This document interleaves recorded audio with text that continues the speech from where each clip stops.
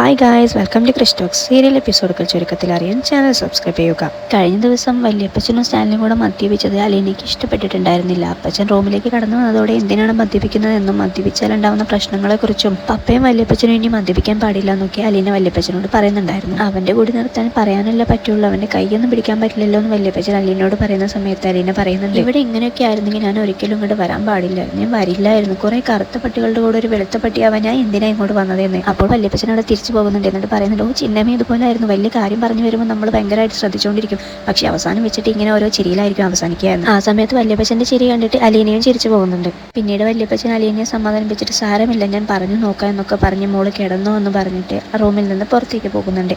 പറഞ്ഞാൽ മാത്രം പോരാ, കൂടി നിർത്തിക്കണം, വല്യപ്പച്ചനും പപ്പയും ഒരുമിച്ച് കൂടി നിർത്തണം എന്നൊക്കെ അലീന വല്യപ്പച്ചനോട് പറയുന്നുണ്ട്.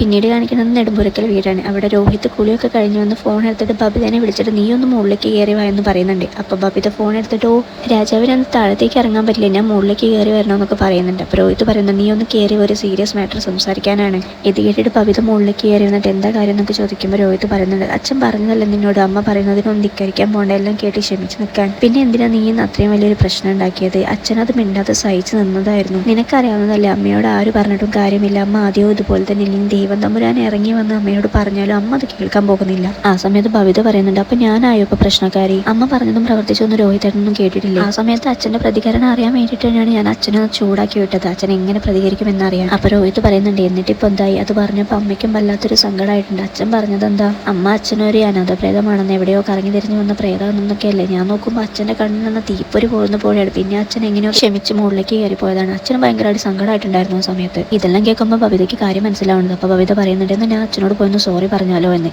വേണ്ട, അച്ഛൻ കിടന്നിട്ടുണ്ടാവും എന്നൊക്കെ രോഹിത് പിന്നീട് ബബിതയോട് പറയുന്നുണ്ട്. അപ്പോൾ ബബിത പറയുന്നുണ്ട്, എന്തിനാണ് അച്ഛനും അമ്മയും ഇങ്ങനെ അപ്സ്റ്റേഴ്സിലും താഴെയായിട്ട് കിടക്കുന്നത്? അതല്ല ഇതിനൊരു പ്രധാന പ്രശ്നം. രോഹിത് അപ്പോൾ പറയുന്നുണ്ട്, അതിന്റെ കാരണം എന്താണെന്ന് നമുക്കറിയില്ല, അലീന ചേച്ചിയുമായി ബന്ധപ്പെട്ട് എന്തെങ്കിലും ഒരു കാരണമായിരിക്കും. ഈ ലോകത്തെ ഏറ്റവും കൂടുതൽ അച്ഛനെ താഴ്ത്തി കെട്ടി സംസാരിക്കുന്നതും കുറ്റം പറയുന്നതൊക്കെ അമ്മ തന്നെയല്ലേ. ചിലപ്പോൾ അതിന്റെ മടുപ്പും കാര്യങ്ങളൊക്കെ അച്ഛനും ഉണ്ടായിരിക്കും എന്നത് നമുക്കറിയില്ല, അതൊക്കെ പിന്നെ ആലോചിക്കാം, നീ പോയി കിടന്നു എന്ന് പറയുമ്പോൾ ബബിത ഇതെല്ലാം ആലോചിച്ചിട്ട് താഴത്തേക്ക് ഇറങ്ങി വരികയാണ്. അവളെ ഇരുട്ടിൽ നിന്ന് താഴത്തേക്ക് ഇറങ്ങി വന്നിട്ട് അവിടെ നിൽക്കുമ്പോൾ പെട്ടെന്ന് ആരോ ലൈറ്റ് ഇട്ട് നോക്കുമ്പോൾ ആരാ? വൈജയന്തിയായിരുന്നു. നീ എന്താ ഈ പാതിരാത്രി ഉറങ്ങാൻ നേരത്തെ എവിടുന്നാണ് വരുന്നത് എന്നൊക്കെ ചോദിക്കുന്നുണ്ട് ബബിതയോട്. അപ്പോൾ ബബിത, ഞാൻ രോഹിതേട്ടൻ്റെ റൂമിലായിരുന്നു. രോഹിതിന്റെ റൂമിലോ? നീ എന്തിനീ ആ സമയത്ത് രോഹിതിന്റെ റൂമിൽ പോകണം? പ്രായം തികഞ്ഞൊരു പെണ്ണ് ഈ ആ സമയത്ത് ഒരു കല്യാണപ്രായമായ പയ്യന്റെ മുറിയിലേക്ക് പോവാണോ? ഇതെന്താന്നൊക്കെ ചോദിക്കുന്നത്. ഇത് കേട്ടിട്ട് ബബിത അന്തം വിട്ട് നോക്കുന്നുണ്ട്. കാരണം എന്തിനാണ് വൈജയന്തി ഇതൊക്കെ പറയുന്നത്? പഴയതുപോലെ വൈജയന്തി പറയുന്നതൊന്നും കേട്ട് നിൽക്കാതെ ബബിത തിരിച്ചും പറയുന്നുണ്ട്, അമ്മ ഇത്രയും കാലം ഞാനും രോഹിതേട്ടനും എത്ര അകലം പാലിച്ചിട്ടുണ്ടെന്ന് നോക്കി നടക്കായിരുന്നു. ആരോടും പറയാതെ കൊല്ലപ്പള്ളിയിലേക്ക് പോയപ്പോൾ അമ്മയ്ക്ക് ഇതൊന്നും നോക്കേണ്ടിയില്ലായിരുന്നു. അമ്മ അവിടെ നിന്ന് ഭൂതകണ്ണാടി വെച്ചിട്ടായിരുന്നു ഞങ്ങൾ അകലം നോക്കിയിരുന്നത്. ഇനി അതല്ല പ്രശ്നം, ഞാൻ അകലം പാലിക്കാത്തതാണെന്നാണെങ്കിൽ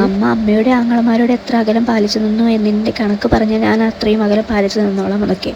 ഇതൊക്കെ കേട്ടിട്ട് വൈജയന്തിക്ക് ആകെ ദേഷ്യം കയറുന്നുണ്ട്. മക്കൾ പഴയതുപോലെ അമ്മയുടെ വാക്ക് കേൾക്കാതെ ധിക്കരിക്കുമ്പോൾ വൈജയന്തിക്ക് ഭയങ്കരമായിട്ട് പ്രശ്നങ്ങൾ വരുന്നുണ്ട്. എത്രയൊക്കെ ആയിട്ടും തനിക്ക് ഈ വീടും മക്കളെയും അടക്കി പിടിക്കാൻ കഴിയുന്നില്ലല്ലോ എന്നാണ് വൈജയന്തിയുടെ ആലോചന. പിന്നീട് ബബിത റൂമിലെത്തിയിട്ട് ഫോൺ എടുത്തിട്ട് അലീന ചേച്ചിയെ വിളിക്കാൻ ഒരുങ്ങുന്നുണ്ട്. അലീന ഉറങ്ങിയിട്ടുണ്ടാവും എന്ന് കരുതി വിളിക്കാതെ ഫോൺ അവിടെ തന്നെ വെക്കുന്ന സമയത്താണ് പെട്ടെന്ന് അലീനയുടെ ഒരു കോള്. സന്തോഷത്തോടെ ബബിത ഫോൺ എടുത്തിട്ട് സംസാരിക്കുന്നുണ്ട്. ഇന്ന് വീട്ടിൽ താൻ കാരണം ഒരു പ്രശ്നം ഉണ്ടായതിനെ കുറിച്ചും അതുപോലെ തൊട്ടു മുന്നേ ഞാൻ രോഹിതന്റെ മുറിയിൽ പോയതിനെ വഴക്കു പറയും വല്ലാത്ത രീതിയിൽ സംസാരിക്കുകയും ഒക്കെ ചെയ്തു എന്ന് അലീനയോട് ബബിത പറയുന്നു. എന്ത് നെരുകെട്ട വർത്താനാണ് അമ്മ പറയുന്നത്? ഞാൻ എന്തിനാ രോഹിതന്റെ റൂമിൽ പോയതെന്ന്? ഞങ്ങൾ അവിടെ വേറെന്തോ ചെയ്യുകയാണെന്ന രീതിയിലാണ് അമ്മ സംസാരിക്കുന്നത്. ഇത് രോഹിതേട്ടൻ കേട്ടാൽ എന്താവും അവസ്ഥ? അല്ലെങ്കിൽ തന്നെ രോഹിതേട്ടൻ ഒരു ബാഡ് എക്സ്പീരിയൻസ് എന്ന് വന്നതല്ലേ? ഇത് കേട്ടിട്ടുണ്ടെങ്കിൽ അതുമായി ബന്ധപ്പെട്ട് പറയാന്നല്ല കരുതുള്ളൂ, ഒന്നില്ലെങ്കിൽ അമ്മ അതെങ്കിലും ആലോചിക്കേണ്ടേന്ന്. ആ സമയത്ത് അലീന പറഞ്ഞു കൊടുക്കുന്നുണ്ട്, ഇതൊക്കെ നിങ്ങൾ കേട്ടി ക്ഷമിച്ച് നിൽക്കുക, ഒന്നും പറയാൻ പോകണ്ട. കയ്യിൽ നിന്ന് വീടിന്റെ ഭരണം പോയതോടെയും നിങ്ങളെല്ലാവരും കൂടെ അച്ഛന്റെ പക്ഷമായതിന്റെ പ്രശ്നമാണ് അമ്മയ്ക്ക്. അതുകൊണ്ടാണ് ഇപ്പോൾ നിങ്ങളുടെ മനസ്സിലൊരു തീപ്പൊരി വാരിയിട്ടിട്ട് അമ്മ ഓരോ പ്രശ്നങ്ങൾ ഉണ്ടാക്കി നിങ്ങളെയും അച്ഛനെയും തമ്മിൽ അകറ്റാൻ ശ്രമിക്കുന്നതൊക്കെ. നിങ്ങളതൊന്നും കേൾക്കുകയോ ശ്രദ്ധിക്കുകയൊന്നും വേണ്ട. ഇപ്പൊ നിങ്ങളും അച്ഛനും ഒക്കെ ഒന്നായതുപോലെ അമ്മയും അതിൽ ചേർക്കണം. സ്നേഹം കൊണ്ടേ ഒരാളുടെ തെറ്റ് നമുക്ക് തിരുത്തി കൂടെ കൂട്ടാൻ പറ്റുള്ളൂ എന്നൊക്കെ ബബിതയോട് അലീന പറയുന്നു. ഇനി നീ ഉറങ്ങിക്കോ, ബാക്കി കാര്യങ്ങൾ നമുക്ക് വരുന്നിടത്ത് വെച്ച് കാണാം, നമുക്ക് എല്ലാം ശരിയാക്കാൻ പറ്റും എന്നൊക്കെ പറഞ്ഞിട്ട് ബബിതയോട് കിടക്കാൻ പറയുന്നുണ്ട്. ഉറക്കം വരുന്നതെന്ന് പറയുന്ന ബബിതയോട്, നീ കിടന്നു, ഞാൻ നിന്റെ കൂടെ തന്നെയുണ്ട്,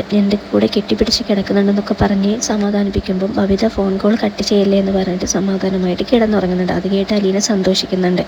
അടുത്ത എപ്പിസോഡിനെ കുറിച്ച് അറിയാൻ ചാനൽ സബ്സ്ക്രൈബ് ചെയ്യുക.